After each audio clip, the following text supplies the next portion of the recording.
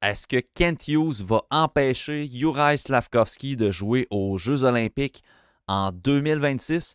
Et est-ce que le DG des Canadiens devrait se lancer dans le dossier de Yaroslav Askarov?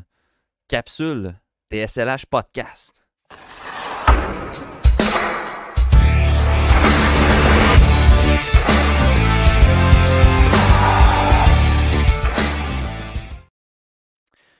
Deux sujets d'actualité en ce 19 août 2024 au moment d'enregistrer cette petite capsule. Je vous rappelle, chers auditeurs, la programmation régulière du TSLH Podcast sera de retour sous peu. Les vacances achèvent. On va être de retour en force cette saison au TSLH Podcast. D'ici là, on vous offre quelques petites capsules par-ci, par-là. N'hésitez pas à commenter, à partager également. D'ailleurs, les sujets aujourd'hui, premièrement, Juraj Slafkovský est-il boudé par la Slovaquie ou a-t-on empêché l'espoir de participer au tournoi de qualification? Et un dossier fort intéressant suite à une rumeur rapportée par Kevin Weeks sur son compte X. Yaroslav Askarov ne se présenterait pas au club de la Ligue américaine avec les Admirals de Milwaukee et demande une transaction aux Preds de Nashville. Est-ce que Kent Hughes doit embarquer dans ce dossier-là? Je veux vous lire en commentaire sur YouTube.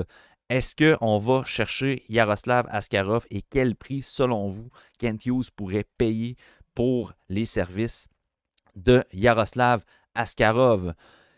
Mais commençons d'abord avec le premier sujet, Juraj Slafkovský, qui ne fait pas partie de l'alignement de la Slovaquie pour le tournoi de qualification pour les Jeux olympiques 2026.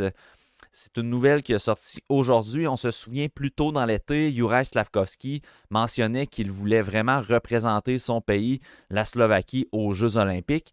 Après l'avoir fait d'une brillante façon, on se rappelle, en 2022, alors qu'il était à sa saison repêchage, 7 buts en 7 matchs pour Juraj Slafkovský aux Jeux olympiques, médaille de bronze. Une première pour l'équipe slovaque dans son histoire olympique au niveau du hockey sur glace. Donc, Juraj Slafkovský expliquait que c'était la décision de l'organisation du CH, que ce n'était pas nécessairement la sienne. Une première décision est tombée aujourd'hui. Selon Miroslav Chatan, le président de la Fédération slovaque au niveau du hockey, mentionne que dans le cas de Erik Cernak et de Juraj Slafkovský, donc sa déclaration vise les deux joueurs. Les discussions avec les joueurs étaient parfois difficiles et après avoir discuté également avec les DG impliquant ces deux joueurs-là, donc le DG du Lightning et le DG des Canadiens de Montréal, on en a conclu que la décision était que Cernak et Slafkovský ne faisaient pas partie de l'alignement pour le tournoi de qualification. Maintenant, le tournoi olympique est en 2026, on peut très bien ajouter Juraj Slafkovský à l'alignement slovaque et Erik Cernak également. D'ici là, c'est en février 2026, c'est encore loin. J'ai vérifié sur le net, je suis pas mal sûr que les joueurs qui ne sont pas dans les équipes qualificatives peuvent tout de même participer au tournoi olympique. Donc, c'est pas un rêve éteint pour Slafkovský au niveau des Jeux olympiques. Cependant, on en comprend que Kent Hughes n'a pas voulu que Slafkovský aille au tournoi de qualification.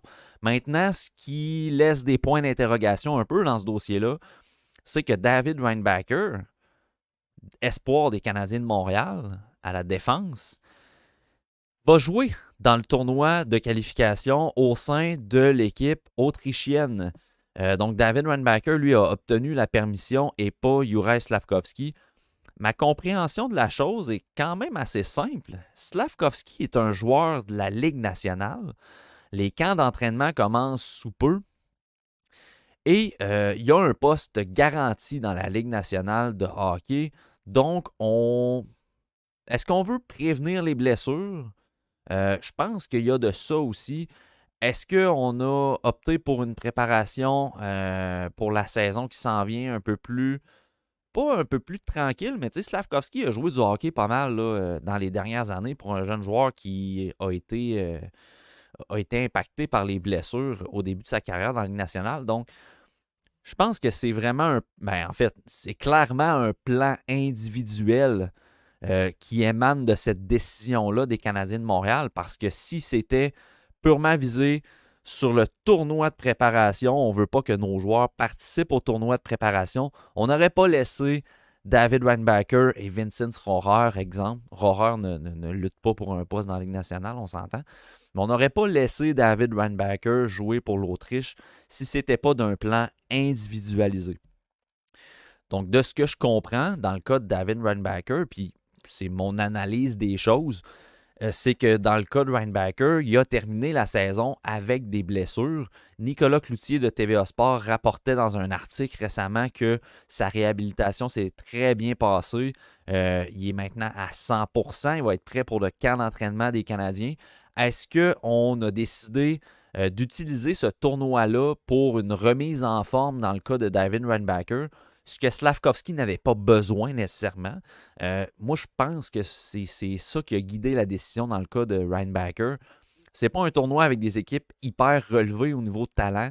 Je pense que ça peut très bien être considéré comme un tournoi de remise en forme dans le cas de Reinbacher. Et pour Slavkovski, une fois que les Jeux olympiques vont être arrivés, la Ligue nationale et le CIO et tous les comités après les rencontres et tout ont décidé de ramener les joueurs de la Ligue nationale dans le tournoi olympique, ce qui implique qu'il y a des ententes au niveau des assurances. C'est ça qui bloquait dans le coude dans les dernières années. C'était question d'assurance. Si nos joueurs se blessent une fois dans la Ligue nationale, ils ne pourront pas jouer avec leur équipe.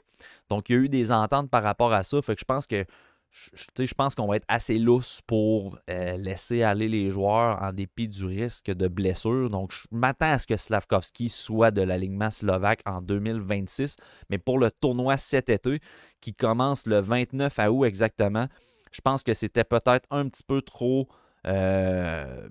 c'était pas utile d'envoyer Slavkovski dans ce tournoi-là versus Reinbacher, qu'on a saisi l'opportunité d'y donner peut-être un tournoi de mise en forme avant la tenue du tournoi des recrues, qui habituellement est début septembre, avant la tenue du réel camp d'entraînement.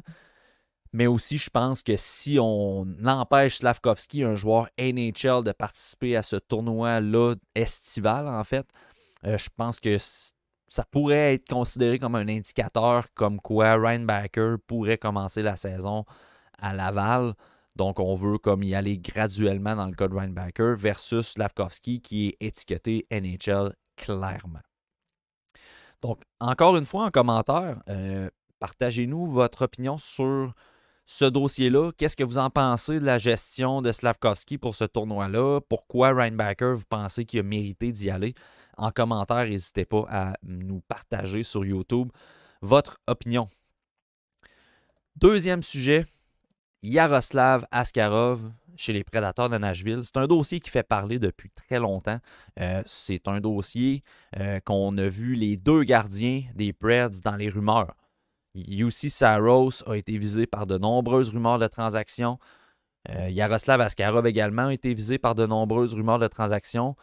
Clairement, le contrat de 8 ans, 7,7 millions offert à Juuse Saros a joué dans la balance. C'est un contrat qui débute l'année prochaine, qui a été signé cet été. Clairement, on a confiance en Saros et l'obtention de ce contrat-là fait en sorte que le clan Askarov doit se demander quand est-ce que moi je vais être numéro 1 dans la Ligue nationale. Kevin Weeks rapporte que le gardien ne se rapporterait pas à la Ligue américaine et exige une transaction. Donc, est-ce qu'il va être échangé à l'ouverture du camp d'entraînement, à l'ouverture de la saison régulière? Ça va être à suivre. Clairement, une déclaration comme ça, c'est pas ce qu'on souhaite du côté des Preds.